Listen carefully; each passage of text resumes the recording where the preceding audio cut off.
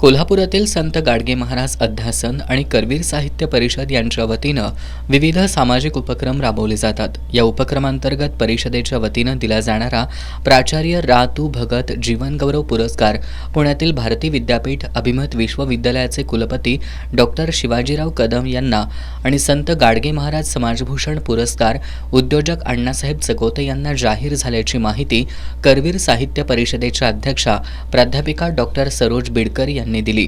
शनिवारी 3 फेब्रुवारी रोजी विविध पुरस्कारांचं वितरण शिवाजी विद्यापीठ इथल्या भाषा भवनमध्ये सकाळी 11 वाजता करण्यात येणार आहे। माजी सनदी अधिकारी आणि संत साहित्याचे गाडे अभ्यासक इंद्रजित देशमुख यांच्या हस्ते या पुरस्कारांचं वितरण केले जाणार आहे। या प्रसंगी ज्येष्ठ साहित्यिक डॉक्टर चंद्रकुमार नलगे, रयत शिक्षण संस्थेचे दक्षिण विभाग अध्यक्ष डॉक्टर M.B. शेख हे प्रमुख उपस्थित राहणार आहेत। यावेळी कथा, कादंबरी, ललित लेख, कविता, संशोधन आणि आत्मचरित्र या उत्कृष्ट कलाकृतीमधूनही विविध पुरस्कार दिले जाणार असल्याचं त्यांनी सांगितलं।